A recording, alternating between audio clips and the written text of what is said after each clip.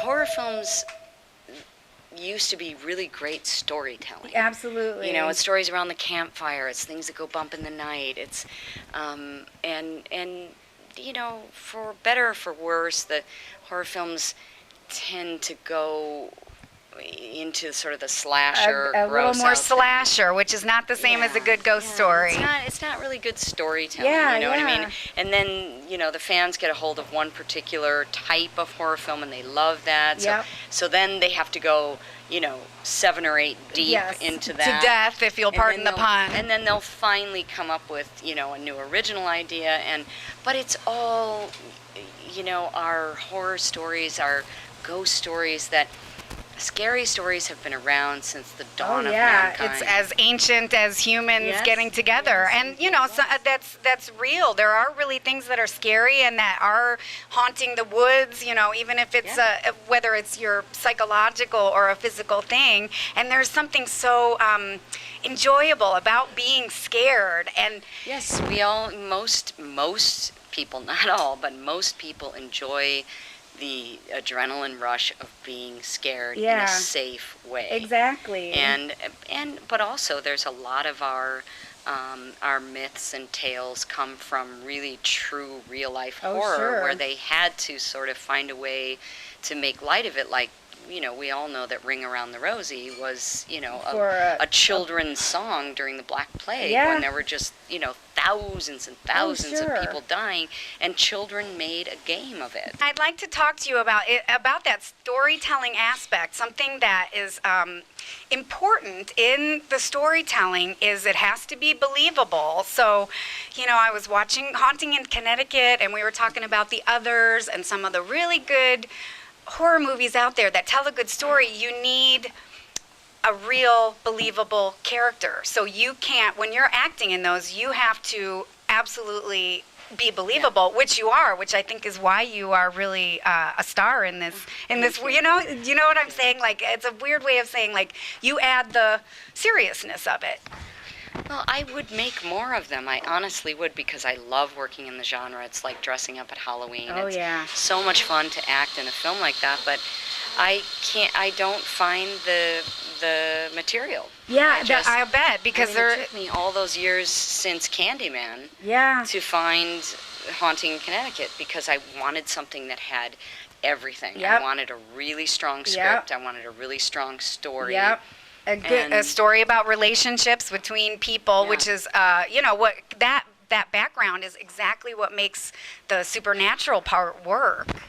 Yes, it does, and you take people on a ride, and you tell them a ghost story. You know, you tell them a scary story at night. I studied acting in school, and I see a lot of plays around Chicago, and you know, I see so much. After a while, you realize it's hard to come up with something really dramatic in a play. It's hard to come up with a twist or a story that is new.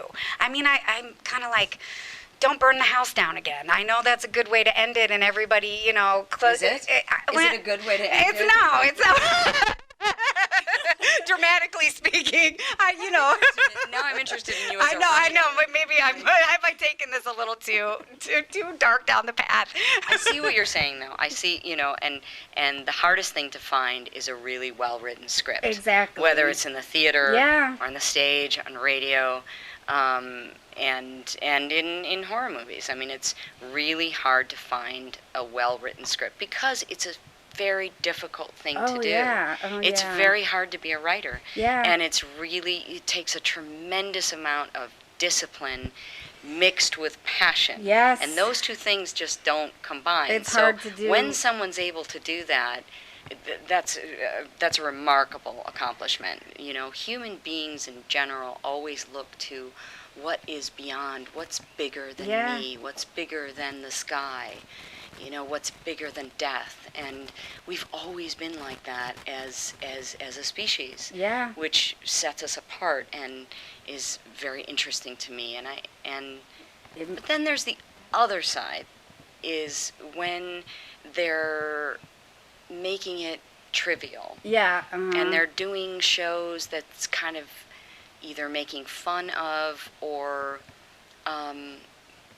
where it's a fake, You can. where they're There's a lot of supposedly things investigating, taking advantage. Like and you can also. they're not really seeing any good. They're not No. hearing anything, but they're like, "Whoa, Did you hear that? Did you guys hear that? Yes. And you know who I'm talking about. Yes, and yes. and there's lots of them. Yes. But I mean, it's like there was nothing there. But so- because they're filming in the green light, like, Yeah. when are they going to get over? Like, aren't there? If those entities are there, why do you have to go at Well, night? they would go to. Is there a yeah, rule yeah, that you yeah, have yeah. to go at night and have a night vision? Like, I've experienced things during the day. Like, can't you? And how Why about I have does a it have to be smart- night vision? Like, Or like, there's nothing on those ghost hunting shows that the varmint hunting shows couldn't cure. I know what you're saying. Yeah, I won't I say think that so. to everyone in this. Yeah, and I'm conference, kind of like, unless everyone on the crew is in the frame, you can't tell me that there was a ghostly whisper. Like, I feel that. Do you feel that? Just like- Yes, I feel that. somebody just said, There's "I hate you." yeah, you hear really. that? Or yes. It's like, but there's like 5 or 10 people off screen that someone's going, "I hate you." Like, I don't know. And I do believe that there are those voices that have been captured, and some of them are so extraordinary. Oh, yeah. And you cannot believe No. what they've captured. And as sophisticated as our sound and cameras are now, I think they'd probably get something better. It's a double-edged sword of yeah. like, now you can get something out of absolutely nothing. I'm quite skeptical of most of it, but Me I too. do think there's some of it that's really extraordinary. That's why, in my opinion, so okay, if we're going to go ghost hunting, that's why you do have to keep a certain amount of rigorous science, or try to be a little bit disciplined about being realistic, because what if you are going to be the one to find something? Your credibility would be shot. So, try to maybe, let's try to eliminate as many possibilities, because boy, what because if we've seen the Blair Witch thing on every Yeah. single show Oh, now. yeah. So they need to find a new way to film these shows, I think. Oh, and great. Ghosts, we need direction from you. What would you like to see? They'd probably like us to leave them alone. Some of these ghost hunters are like Well, and the ghost hunters provocateurs. need to stop yelling Yeah, at the ghosts.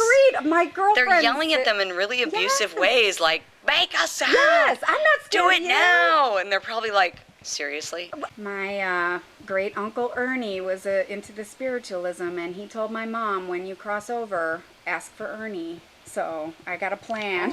We'll see if that works Well, out. I'm sure he'll be right there. It can't hurt to have a name, right? I'm sure he's right here right now since you brought him up. That would be wild. Are you here? What about any? Uncle Ernie, why do you want to be a heckler? He's such a kiddie. He's such a kidder. I love it. Well, thank you so much for taking the time. This has really been a great, interesting Thank you. conversation. Yeah, I mean, I don't usually get to talk about these kind of things, so it's very enjoyable. Thank you for doing it. How about where can we see you in the future? What's happening? Well, I have a movie opening Christmas Day called Joy Okay, cool. with Jennifer Lawrence and Robert De Niro. That does not sound like this one that is based on a horror zombie movie video game. Joy? No. Okay. No, this is directed by David O. Russell. Oh, nice. Who did The Fighter and that American sounds Hustle and wonderful. Silver Linings Playbook, and Wow. so I got to join the team, That's and I was the fantastic. newbie in the group, so it Wow.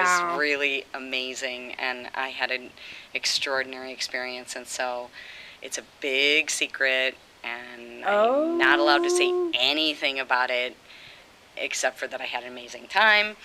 And nobody has seen it. That sounds huge. Probably nobody will see it until the end of November. Okay. Oh Yeah. my gosh, that sounds great. You have, a career outside of the horror too. You're famous for Sideways, a great movie you. that it made you famous and California Merlot infamous. Yeah, true. Sorry. Well, They were kind of overproducing Merlot. Though. I know. Just to be fair. I bet they put that to a grinding Except for, halt. but even though our movie took place in the Saint Ynez Valley, which Okay. makes the best Pinot in the world, Okay, love the in my Pinot. opinion, and many wine experts' opinions, but Merlot from Napa is to die for. And Merlot from Napa is amazing. They've never stopped making good Merlot. I was dying to know if you were a wine aficionado, and you are. No, I'm just a wine lover. A wine lover. I'm just a basic wino. Well, me too. Cheers to that. Because it's just about wine o'clock. It is wine o'clock. I would say. In this world and the other Just side. about cocktail. Cheers. How about, probably go with a Cabernet.